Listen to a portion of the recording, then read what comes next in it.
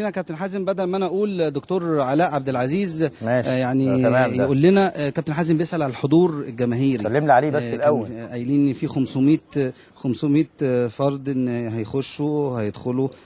بيسلم عليك كابتن حازم. يا احلى كابتن في مصر سابقا وحاليا ولاحقا. طمني بقى، تعالى بقى نروح للكاميرا كده، اخدك عشان انا خطفتك كده. قول لنا بقى الحضور الجماهيري نظامه ايه؟ الحضور الجماهيري يعني ده عامل زي اسئله الثانويه العامه في اللغه العربيه. والله العظيم السؤال ده ما اعرف اجاوب عليه. والله يا كابتن حازم ما اعرف اجاوب عليه. جاوب لي انت عليه يا كابتن حازم، اسالنا اسال تاني.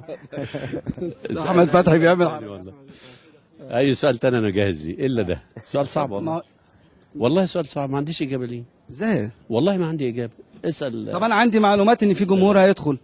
طب يبقى 500 زائد 500 ده جمهور. ده قرايبي وقرايبك. انا عايز زائد انا عايز اللعيبه تتحفز. انا عايز اللعيبه تخرج القوه الكامنه جواها اللي الناس كلها مش عارفاها بالجماهير. كل لعيب جواه قوه كامنه ما بتتحركش الا بالدعم. الموضوع ده مهم.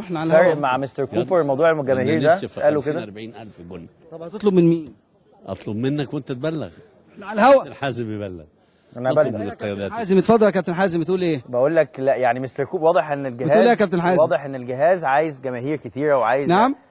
واضح ان الجهاز الفني محتاج جماهير، وكابتن علاء بيقول دلوقتي يعني 500 ده كلام فاضي. ده قريبنا وقريب. طبعا.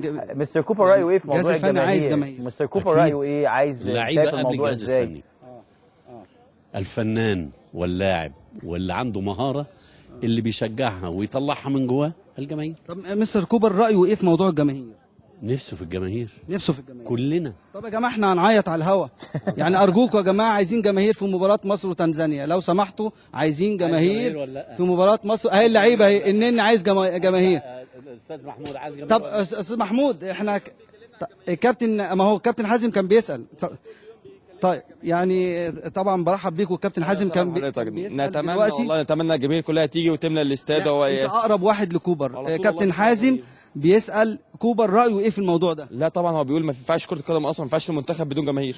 ما ينفعش والله بجد ما ينفعش. يعني شايفين محمود طبعا المحلل والمترجم الخاص طبعا للمستر كوبر، وده اقرب واحد لمستر كوبر في المنتخب. ده اقرب واحد ليه.